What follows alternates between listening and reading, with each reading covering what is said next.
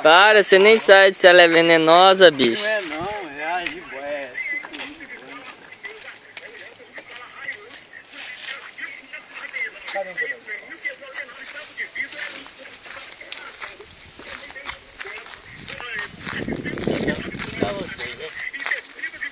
Peraí.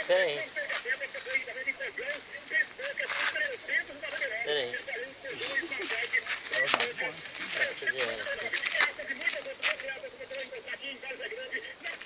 Olha, rapaz, botei minha cara, hein? Vou pegar ela, peraí.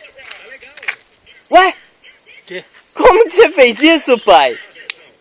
Vai. Tira a camisa. Olha, não brinca, Diego. Para, pai. Tem um filho pra criar, rapaz. Ela não Vai, tem. toca ela pro mato. Não brinca com cobra, não.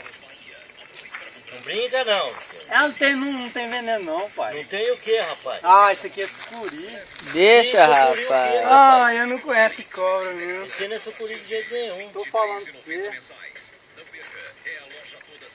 Eles têm um filho da puta. Vai que vai aí. Vambora logo, toca ela pro...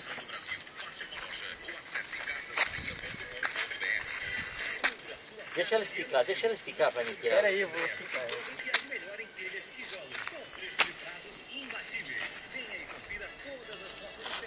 Tá vindo caminhão aí, ó. Vai matar ela. Aí, tá bom.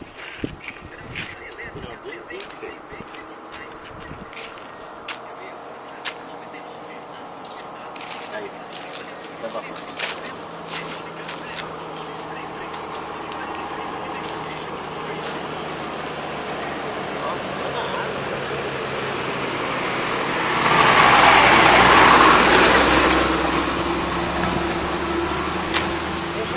Solta ela aí.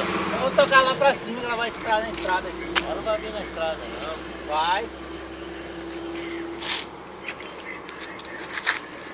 Não dá zoom, Diego? Não. Ô, filha da puta. Ó. Vambora. Ô, top demais, velho. Tamanhão. É outra. Essa aqui não é a mesma onda daquela. O que tá tentando fazer puxando ela pra Põe ela você? pra lá, ó. Tá, mas por que você tá puxando ela pra você? Joga ela pra lá, ué.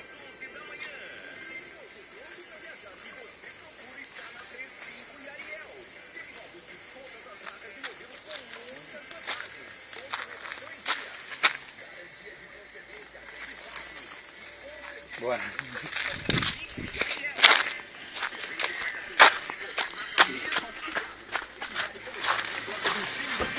Ah, já limpou?